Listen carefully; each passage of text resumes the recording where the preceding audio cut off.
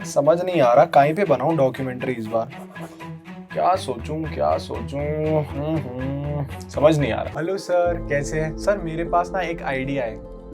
क्या आइडिया है सर? हम लोग एक काम करते हैं, हम लोग डॉक्यूमेंट्री बनाते हैं कैसे हम ने एशिया को लूटा और कैसे हमने कॉलोनाइजेशन किया। सर हम वो भी तो बना सकते हैं कैसे चर्चिल की वजह से 30 लाख लोग मारे गए। या सर दूसरा भी आएगा आइडिया, अफ्रीका को हमने बर्बाद कर दिया। या सर आपको अच्छे नहीं लग रहे आइडिया? आप तो कुछ बोल ही नहीं रहे। कोहिनूर की लूट के ऊपर बना है कैसे हमने दूसरे देश को लूट कर अपना देश बनाया। सर ये तो पक्का रहेगा। देखो बढ़िया, आप कुछ बोलो।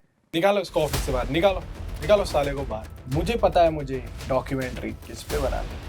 फोरकास्टिंग कॉर्पोरेशन एक ऐसी कंपनी जो कि पब्लिकली ओन है और काम करती है रॉयल चार्टर के अंडर। इस बीबीसी ने अभी अभी हमारे देश के प्राइम मिनिस्टर के ऊपर एक डॉक्यूमेंट्री बनाई है। इसका नाम है द मोदी क्वेश्चन। डॉक्यूमेंट्री के अंदर टोटल 2 एपिसोड्स है, जो एक एयर हुआ था 17 जनवरी को और दूसरा हुआ था 24 जनवरी को। 17 जनवरी वाले एपिसोड के अंदर मोदी जी को टारगेट किया गया है, जिसमें की गुजरात राइट के ऊपर और उनका क्या रोल था और वो कैसे बीजेपी के अंदर राइज हुए। और दूसरा एयर हुआ था 24 जनवरी को, जिसके अंदर टारगेट किया गया है कि 2019 के लोकसभा इलेक्शन और उसके बाद बीजेपी गवर्नमेंट या मिस्टर मोदी का क्या बिहेवियर रहा माइनॉरिटी मुस्लिम कम्युनिटी के अगेंस्ट में। आगे बढ़ने से पहले मैं आपको गुजरात राइट्स के बारे में थोड़ा सा एक ओवरव्यू दे देता हूँ। साल था 2002। गुजरात के अहमदाबाद से साबरमती एक्सप्रेस निकलती है अयोध्या आने की, जिसके अंदर ज्यादातर हिंदू कर सेवक होते हैं। लेकिन आते समय ट्रेन में कुछ नहीं होता, लेकिन जब ट्रेन दोबारा लौट रही होती है अहमदाबाद आने की, गोधरा स्टेशन पर सुबह 4 बजे 4 बोगियों के अंदर आग लगा दी जाती है, जिसके अंदर लोग इन्वॉल्व होते हैं और उसी वजह से 59 लोग मारे जाते हैं जलकर। इसके बाद ही वॉयलेंस स्टार्ट होता है। अगर मैं बताऊं मास्टरमाइंड पीछे कौन का, ये बोलना है कि 3 लोग इसके पीछे मास्टरमाइंड थे और पाकिस्तान का भी इन्वॉल्वमेंट था इस कम्युनल वायलेंस के लिए। पहला आदमी का नाम है मौलवी उमर जी, दूसरे का नाम है रफीक टुक और तीसरा सीआरपी ऑफिसर जो कि डिसमिस कर दिए गए थे, उनका नाम है नानू मियां। ये 3 लोग इन्वॉल्व थे इस कम्युनल वायलेंस के पीछे और इन्हीं की वजह से स्टार्ट किया गया। कंट्री का फर्स्ट एपिसोड का ये कहना है कि पोस्ट गोधरा वायलेंस में जब विश्व हिंदू परिषद ने गुजरात बंद करने के लिए कहा गया तो गवर्नमेंट ने उनको सपोर्ट करा और गवर्नमेंट ने उनको मुस्लिम रेजिडेंट्स के एड्रेस देकर ज्यादातर साथ दिया, जिससे कि ज्यादातर लोग मारे जाए। लेकिन मैं ये बता दूं कि ज्यादातर मुस्लिम्स नहीं, इंक्लूडिंग हिंदूज भी मारे गए थे और 2000 से ज्यादा लोग मारे गए थे इंक्लूडिंग। बीबीसी की डॉक्यूमेंट्री रिलीज करते ही हमारे इंडियन गवर्नमेंट ने उसको सभी तरीके से तरफ से बैन कर दिया गया, आइदर वो यूट्यूब हो या ट्विटर हो। गवर्नमेंट ने अपने इमरजेंसी पावर यूज करते हुए इस डॉक्यूमेंट्री को बैन करा है और आई थिंक जो कि सही है। लेकिन इतने सब बैन के बाद भी जेएनयू के स्टूडेंट्स ने डॉक्यूमेंट्री की पब्लिकली स्क्रीनिंग ऑर्गेनाइज करी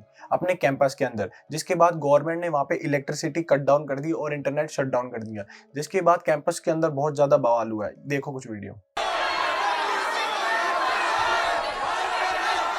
बवाल होने के बाद कैंपस के स्टूडेंट्स का कुछ यूं हाल था।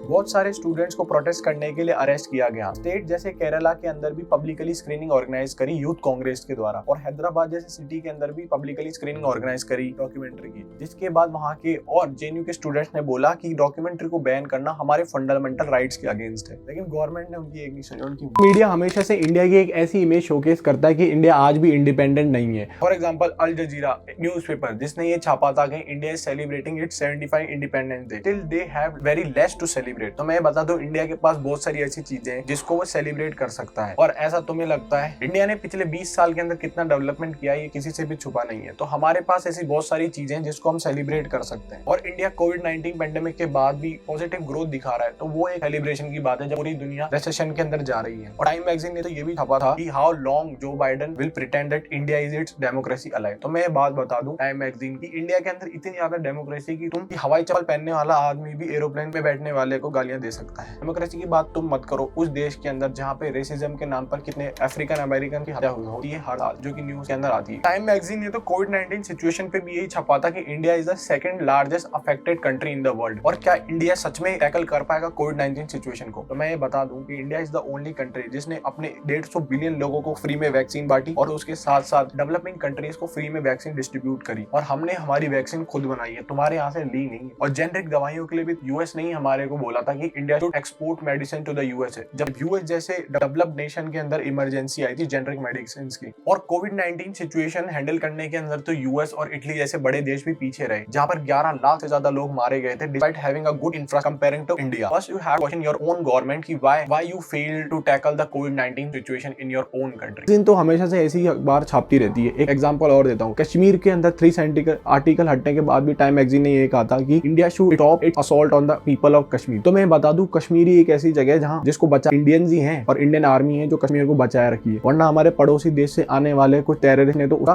कीमा बना रखा था। तुम लोग ये क्यों नहीं चाहते कि कैसे टेररिस्ट ने कश्मीरी पंडित्स को मारा, कैसे उन्होंने असॉल्ट करा, कैसे उन्हें मजबूर कर दिया अपना घर छोड़ने के लिए। Why you don't publish this kinds of report. Western media हमेशा से इंडिया की एक ऐसी इमेज शोकेस करता है कि इंडिया आज भी इंडिपेंडेंट नहीं है और वो कॉलोनियल रूल के अंदर ही डेवलप कर रहा था। लेकिन मैं उन लोगों को ये बता दूं कि तुम लोग हमारी डेवलपमेंट और ग्रोथ से ही डरे हुए हो। इंडिया में आज भी भले ही सड़कों पर गाय घूमती है, लेकिन इंडिया में हर घर में रहने वाला एक आदमी शेर है। और आज इंडिया की ग्रोथ तुमसे देखी नहीं जा रही। इसी वजह से तुम ऐसे प्रोपेगेंडा चलाते हो और इंडिया को टारगेट करते हो कि इंडिया के अंदर आज भी वायलेंस है और मास। और जब तुम लोग ऐसे वर्ड्स का इस्तेमाल करते हो जैसे मुस्लिम वायलेंस, कम्युनल वायलेंस और प्रोटेस्ट, तो मैं ये बात बता दूं, ये वीडियो देखो, ये वीडियो पाकिस्तान से आया है जहाँ पे मुस्लिम्स ही दरगाह को डिस्ट्रॉय कर रहे हैं। तो मेरे को एक बात बताओ कि एक ऐसा देश जहाँ पे मुस्लिम मेजोरिटी और हिंदुज्म तो है ही नहीं बिल्कुल भी, तो वहाँ के लोग वहाँ के एक ही कम्युनिटी के लोग अपने ही मंदिर या जिसको बोलूं मॉस्क को क्यों तोड़ रहे हैं, उसका जवाब मांगो, वो छापो। और मैं बता दूं कि आर्टिकल 370 हटने के बाद जो तुमने ये छापा कि Kashmir is a living hello for the people, और लोग जो हैं वो बहुत ज्यादा डरे हुए हैं, तो आर्टिकल 370 हटने के बाद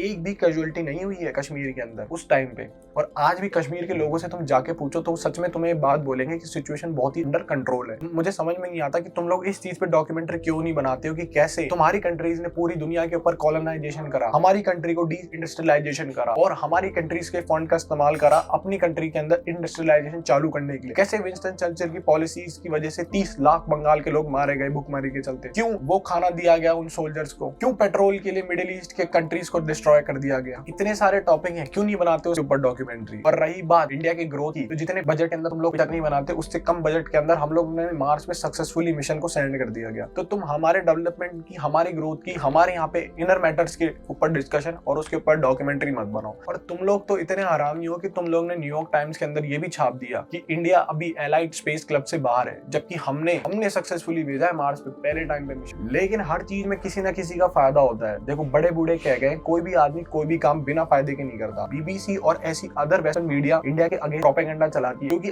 अगर देखा जाए तो उनके जो बिजनेस है वो वेस्टर्न वर्ल्ड के अंदर उनकी जो पॉपुलैरिटी है वो डिक्लाइन हो रही है, उनके जो रीडर्स हैं वो डिक्लाइन हो रहे हैं, और वो ऐसे वर्ड का इस्तेमाल करते अपने रीडिंग पेस को बढ़ाना चाहते हैं और अपने डूबते बिजनेस को बचाना चाहते हैं। और आग तो लगेगी ना। डिस्पाइट हैविंग अ कोविड, इंडिया ने 6.2% की ग्रोथ दिखाई है। और जब पूरी दुनिया अभी रिसेशन के अंदर है, तो इंडिया में अभी तक रिसेशन आया क्या, अफेक्ट भी नहीं करा है, 0% भी नहीं करा है। और जिन कंट्रीज को तुम लोगों ने वॉर एरिया बना दिया, उन कंट्री से लोग हमारे यहाँ पे रिफ्यूजीज की तरह रहने आ रहे हैं, जिनको हम पनाह दे रहे हैं, एम्प्लॉयमेंट दे रहे हैं, खाना दे रहे हैं, without asking them for anything. और तुम लोगों के पास सिर्फ एक वर्ड्स हैं जो तुम इस्तेमाल करते हो अपने न्यूज हेडलाइंस के अंदर, हिंदूफोबिक, मुस्लिम, प्रोटेस्ट, वायलेंस, हिजाब, कश्मीर, है ना। यही तो कुछ वर्ड्स हैं जिनका इस्तेमाल करके तुम अपनी ग्रोथ कर रहे हो इंडिया के अंदर अभी और आउटर वर्ल्ड के अंदर भी। और इसी वजह से इन्हीं वर्ड का इस्तेमाल करके बीबीसी ने पिछले 2019 से लेकर 2021 के बीच में 35% की ग्रोथ देखी है। और अल जजीरा अखबार की बात करूं तो उसने भी कुछ तरीके से ग्रोथ देखी है। ये वेस्टर्न मीडिया और वेस्टर्न कंट्रीज हमारी ग्रोथ से घबराए हुए हैं। और मैं इनको ये बात कहना चाहूंगा कि अपने नाम की रसमलाई हमारे नाम से मत खाओ, क्योंकि इंडिया के डेवलपमेंट को अभी रोका बिल्कुल भी नहीं जा सकता तुम्हारी इन बचकानी बातों के। और हाँ, इंडिया के अंदर ऐसी बहुत सारी चीजें जिन पर अभी काम करना बाकी है, वो हम लोग काम कर लेंगे, हम लोग देख लेंगे। और रही बात इंडिया के डेवलपमेंट की, इंडिया के अंदर डेमोक्रेसी की, तो उसका ख्याल हम लोग खुद रख लेंगे, तुम लोगों को पब्लिश करने की कोई जरूरत नहीं। और रही बात बहुत सारे ऐसे चीजों की जो इंडिया के अंदर नहीं है, तो धीरे धीरे डेवलपमेंट के साथ हम वो भी कर लेंगे आने वाले कुछ सालों के अंदर। तो तुम लोगों को नहीं बताने की जरूरत है कि हम लोगों को क्या करना है। मैं मिलता हूँ तुमसे दूसरे वीडियो में, लेकिन मैं एक ही बात कहना चाहूंगा कि मैंने तुम लोगों का जो उधेड़ के पटक दिया ना, बाय। लेकिन